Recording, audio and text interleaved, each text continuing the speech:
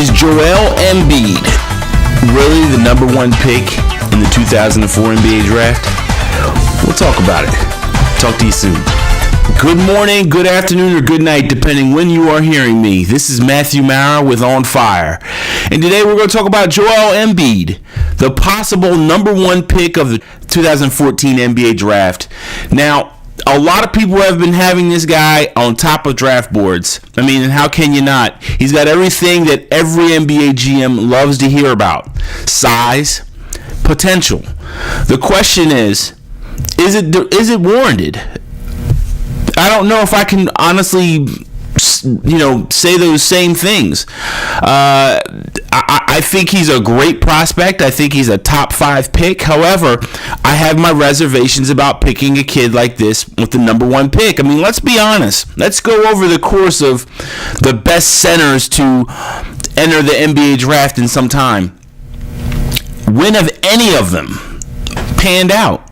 When has a prospect at the center position really been everything that they've said he was going to be? I mean, you're possibly looking at maybe Chris Kaman.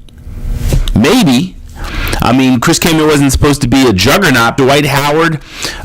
Those are probably your guys. I'm talking about in the top, first 10 picks of the NBA draft that have really been what people thought they were going to be. I mean, if you take a look at the draft, and yes, I understand DeMarcus Cousins is there, true, but he was more of a power forward who's now been put into center.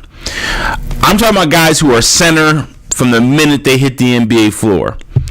And Joel Embiid, while he does have potential, he also has the potential not to be a great NBA player. I mean, his offensive polish is very raw. He still is not what you would call a tough center in terms of, first of all, he shies. I'm not saying he shies away from contact, kind of soft, but he just isn't the type of guy that, let's be honest, that most people want at that center position. I mean, when you have the center position, you want a guy who, for all intents and purposes, is a beast. You want a guy like DeMarcus Cousins. And people can say whatever they want about DeMarcus Cousins, but the one thing I love about DeMarcus Cousins is his passion and his fire that he plays the NBA game with. I mean, he's played that way ever since he was in high school. And sometimes, yes, it does get the best of him. But give me a fiery big man than to give me a stiff. I don't want a stiff, and I don't want a guy who looks like it's at times he's too tender to be physical. I mean, look at Roy Hibbert. A lot of people thought that Roy Hibbert was a steal. And, yeah, he still is a steal. But he's not the center that people thought he would be at this point.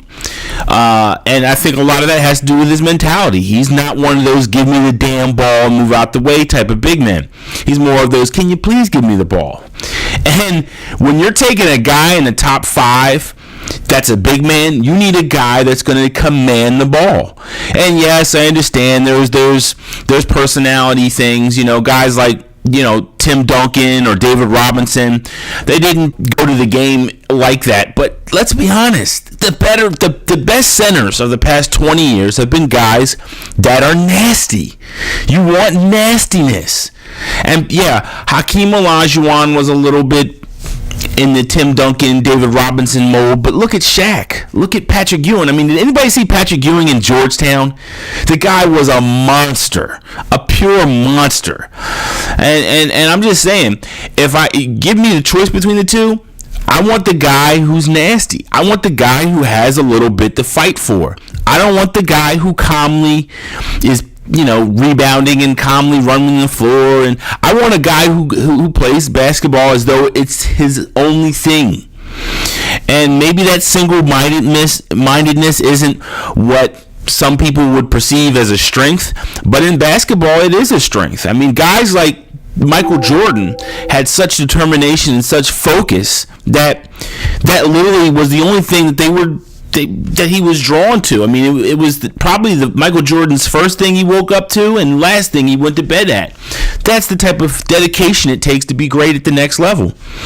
And while I do agree that Joel Embiid is one of those kids that could definitely be an asset to a team that takes him, I do wonder somewhat about the payoff. Is the payoff going to be that great? Is the payoff really worth the risk?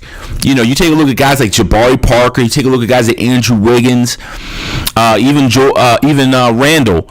Do you take the risk of passing on one of those guys to take Joel Embiid? I don't know if you do. Do you think Portland feels better that they passed on Kevin Durant? Do you think they feel better that they passed on Michael Jordan? I mean, the ideology in basketball comes from a generational standpoint, I think, at times in scouting, is that you can't teach size, which is absolutely true. But let's be honest, the center is a dying position in the NBA. It is. I mean, you basically have power forwards now that play center. Guys like DeMarcus Cousins, for the most part, wouldn't have been a center 10 years ago, 15 years ago. They're centers now because the NBA the center position is dying, and it's dying in droves. Guys like Roy Hibbert, Dwight Howard, even as much as people hate him, Andrew Bynum, those guys are now the best ones, and either injury or either old age has caught up to all the other ones, and that's the problem with basketball right now at that position. And that's why scouts, more than they've ever have before, are becoming more and more enamored with the opportunity that Joel Embiid presents to them, and that is getting a piece that very few teams would have on the floor. However, if you look at draft history, how many big men have really paid off? Not many. It's got a high bust ratio, and with good reason, because you cannot, the size and speed of the NBA and athleticism is at such a huge factor that people never take into account. They don't take into account, I think, at times in scouting, and I don't think they take into account when they watch prospects and try to project them into the next round, the next level. The speed of the game is such that I've heard so many players say, the first 2 years of my time in the NBA, I had to adjust to the speed. I had to adjust to the athleticism. You're looking at the best athletes that the world clearly has, and then you're trying to put yourself into that ebbs and flows of that game, and for a lot of guys, that's difficult. And I don't necessarily think that Joel Embiid isn't a great player, because he is. I mean, clearly, you could see the flashes of potential all throughout the year. And I'm not saying he's not worth a gamble. What I'm saying is be sure to really look at that gamble, because you could pass on Jabari Parker, you could pass on a Wiggins, you could pass on a Randall. And to me, those guys are better players at this point in their career. And yeah, people can say, well, the draft is governed by potential. It is. But to me, Joel Embiid has a higher bust potential than those three guys. He just does to me. And people can say whatever they want. But at the end of the day, I think you owe it to the organization to do two things. One, review the potential of every player. Rank them. And then look at the current player. To me, Wiggins, Randall, and Parker all have those two things above Joel Embiid. Now, if Joel Embiid comes into the NBA and develops into a 20-point-a-game center, that's great. That's excellent.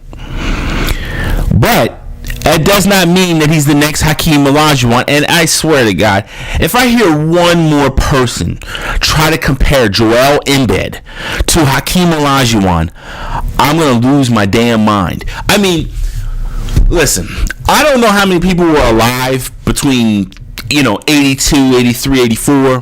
But if you can see Joel Embiid and you see Hakeem Olajuwon, yeah, right.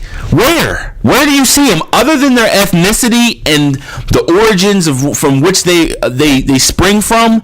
There's no comparison, guys. I saw one person talk about the game. I think it was Wisconsin they played, and he did a little shake in the post. Oh, it's the dream shake. Are you kidding me? Go look up David Robinson versus Hakeem Olajuwon. I think it was 93, 94 in the playoffs. That's the dream shake. Okay, that's the dream shake. Don't tell me a guy who shakes his shoulders like this is the dream shake. Get the hell out of here. Where do you see? It's like I see guys like with the no look pass. Oh, that's Magic like. No, Magic didn't look. He didn't go like this. No, Magic the whole time wasn't looking when he passed the no look. He wasn't looking the whole time. I've literally seen guys go down the court, look directly at the player's eyes, and then pass the ball. And as they pass the ball, they turn their head and people are talking about, oh, it's a no look pass. Man, what are you guys judging this on? I mean, I don't get it. I get the wanting to make the moment spectacular, but for the sake of the integrity of the game of basketball and the historical precedence that it has, do not make a mountain out of a molehill. I mean, come on. I mean, listen. I like Joel Embiid, but I ain't going to say the next Hakeem Olajuwon. I ain't going to say Andrew Wiggins is the next LeBron James, or that Randall's the next, Antoine Walker, or, that Jabari Parker's the next Grant Hill. I mean, all this crazy shit that I see on the internet, it's like, and I apologize for cursing, but it's crazy. It's crazy. I mean, I see the most insane comparison. And then people say to me, well, you don't think Jabari Parker's a good player? Yes, I think Jabari Parker's an excellent player. I think he's the number one player on the board. I'm not comparing him to Grant Hill, though. Did you see Grant Hill at Duke? I don't think you have. And that's the thing. Being that I'm 35 years old, okay, I was born in 1978. I'm 35 years old. I've seen these guys in college, okay? These guys that are out there now in the draft world, they have no historical perspective, none at all. And they're trying to tell me that Jabari Parker reminds them of Grant Hill? How? Other than they go to the same college, there's nothing Jabari Parker does that's Grant Hillish. I mean, yeah, they both came in, huge expectations. They both have slashing ability. But Grant Hill was a much better athlete. I mean, tremendously better. Grant Hill had a much better all-around game. And Grant Hill was athletically, and I already said that, but I mean, I guess I can talk about that from the speed and dribble perspective in that part. But when I'm talking about athleticism, I'm talking about Grant Hill was one of the best athletes. I'm talking about run and jump athletes in college basketball history at that time. As much as people want to talk about 91 Duke beating 91 UNLV, let's not forget the big part of that was Grant Hill. They actually lost a second rounder in Phil Henderson and a first runner, Ala Abdunabi, and they still came back with a vengeance because of Grant Hill. He gave them another layer with his athleticism, his running in the lanes, and on the break movement. Sit there and compare Jabari Parker to that is just. Again, I don't know what Duke they saw. I don't know what Grant Hill they saw. But if you're talking about Grant Hill as an older gentleman, maybe. But you're talking about Grant Hill in his prime? Are you talking about Grant Hill in college? There's no comparison, okay? Andrew Wiggins. I heard somebody compare him to LeBron James. And by the way, when I say I heard, I mean I've read this thanks to the internet through various sites like ESPN Insider, Draft Express, NBADraft.net, and some of these writers that work for these companies, because I don't think they know what they're talking about. Some of these guys, it's like, really? You see Hakeem in that? Like, what Hakeem are you looking at? You looking at the Hakeem Olajuwon when he was in the Toronto Raptors? Because you're not looking at the Hakeem Olajuwon in the Houston Rockets uniform. You're not looking at Hakeem Olajuwon in Houston when he was at Phi Slamma Jamma in college. You're not talking about that Hakeem Olajuwon. Or as he was called in college, Hakeem Olajuwon. You're not talking about that guy. You must be talking about the guy with the Toronto Raptors, because they don't match. Before I get off in a tangent that doesn't wrap up this video, basically what I'm saying when it comes to Joel Embiid is not that the kid isn't a great talent. I'm not even saying that the kid can't play. What I'm saying is, don't mix hyperbole and comparisons into the evaluation of him. Take an honest estimate about this kid. I mean, let's be honest. The kid averaged 9 points and 6 rebounds for a reason. And yeah, Hakeem Olajuwon, when he first came in as a freshman, he didn't have those numbers either that he left with. But let's not confuse the two. Just because it's like with Jabari Parker, same college, oh, that's who it is. Different, somewhat similar skill set, that's what it is. I mean, come on, man. I heard when, and I'll wrap this up with the comparisons. Bismack Biyombo, who plays for the Charlotte Bobcats, soon to be the Charlotte Hornets. When he was drafted, there was conversations that were had with NBA folks, and maybe not NBA folks, maybe that's unfair, but definitely individuals who compared Biyombo to Serge Ibaka. Anybody who saw Serge Ibaka play at Spain and Bismack Biyombo play at Spain, they were two different players from the giddy up. The only comparison was the origins from which they came and the fact that they both had a penchant for blocking shots. That's it. There was nothing else there that reminded me of either one. But yet you had people who thought, okay, we're going to let them, we're going to take him. We think he's great. And I told people from jump, I did not believe in Bismack Biyombo. Could that prove to be wrong? Sure. But you look at what he's done, how is it wrong? What has he really done? Has he really shown himself to be the player that they thought they were getting? I mean, not yet. But that whole draft is quirky, and we'll get into that in another video. I'm thankful for anybody who watches the videos. As like, subscribe. If you're on Spreaker, subscribe. And I definitely appreciate any and all help in promoting, and appreciate any comments that are had. Again, see you next week, and thanks again.